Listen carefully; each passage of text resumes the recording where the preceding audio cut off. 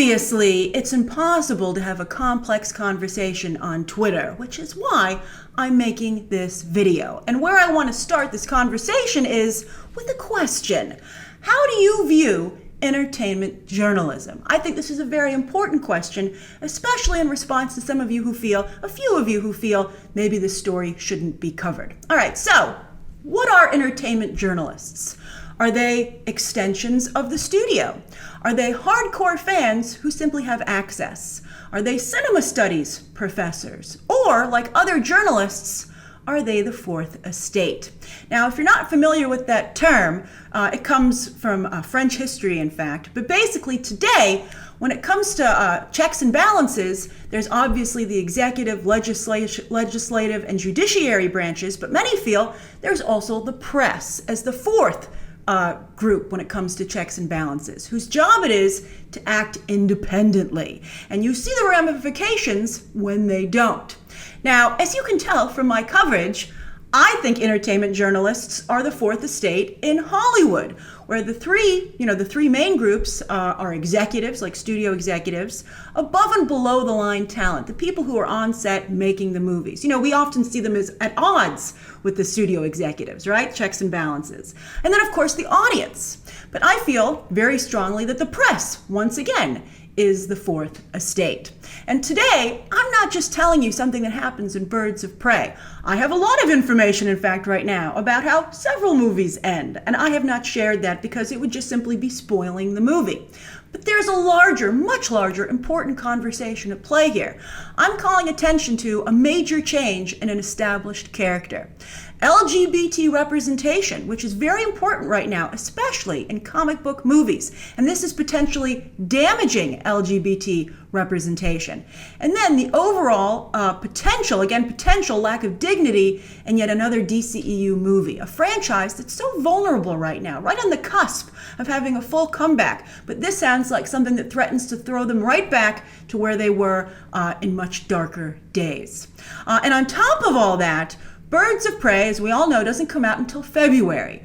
So that gives enough time to Warner Brothers, star and producer Margot Robbie, and Ewan McGregor, who plays Black Mask, to at least take another look at their movie, right? To see this reaction now and maybe be like, maybe it does warrant a second look, right? Are they just in a vacuum? Are they only being told what they want to hear as to how this plays out?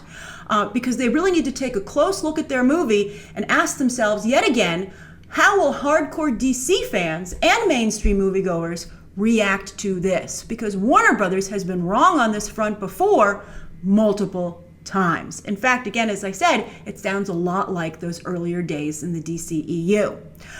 Finally, with so many movie news sites these days, and let's say Twitter personalities, right, competing to break spoilers, this is going to get out. In fact, that's how this all began yesterday. Now, here's your spoiler warning, last chance to bail out.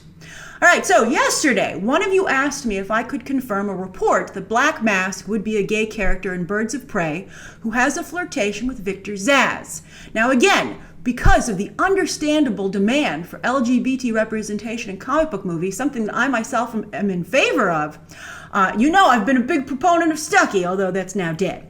But anyway, I felt this would be obviously very big news. So I asked one of my sources, and my source confirmed it. In fact, they not only confirmed it, but gave me detailed information, revealing that Black Mask being a member of the LGBT community would be a defining part of his character and motivations in the movie.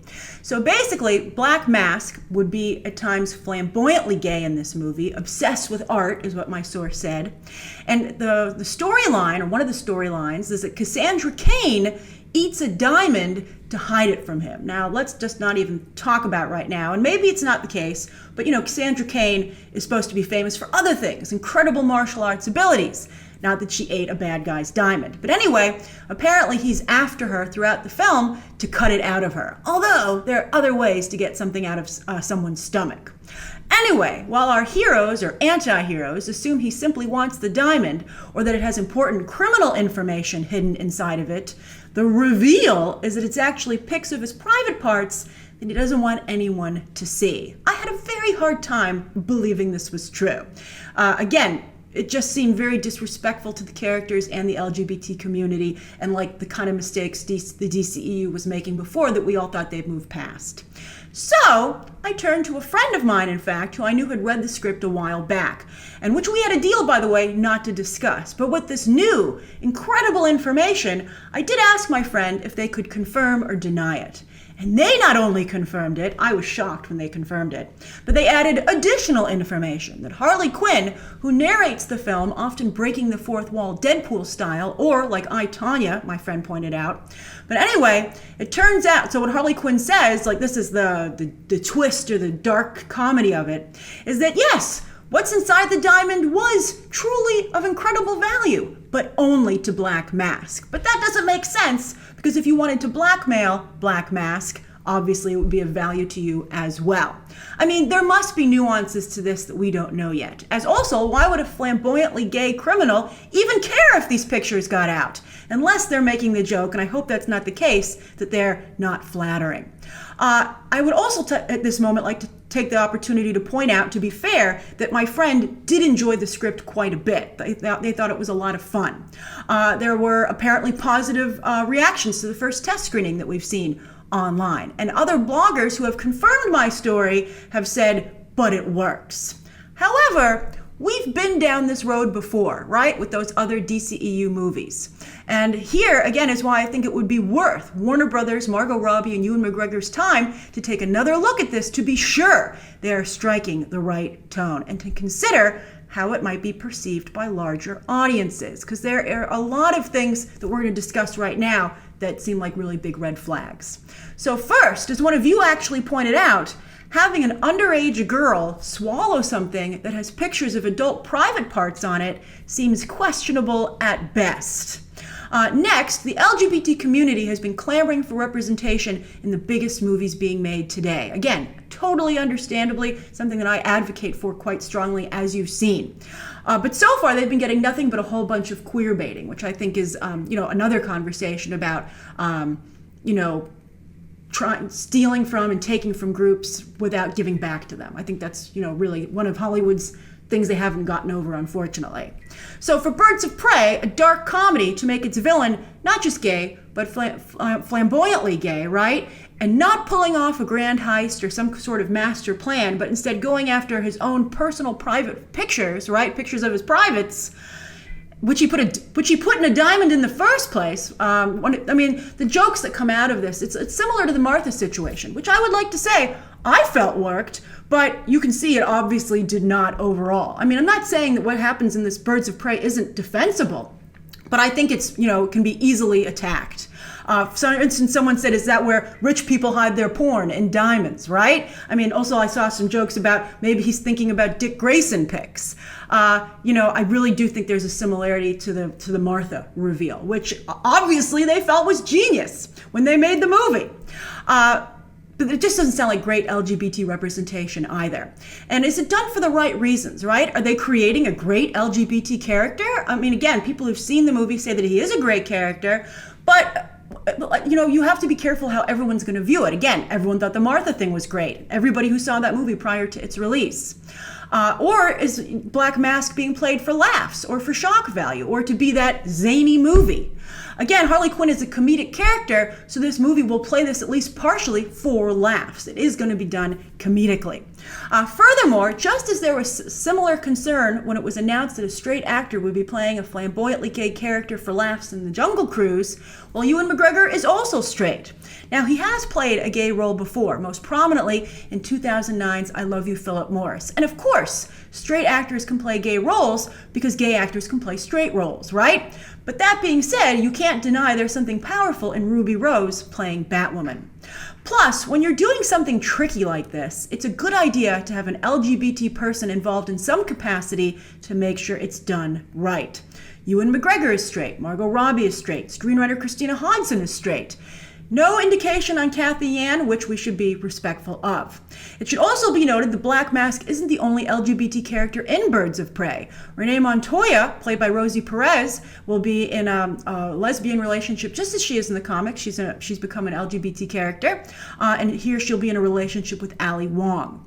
So Birds of Prey could be amazing LGBT representation. It could be unfortunate LGBT representation. Maybe it's both, right?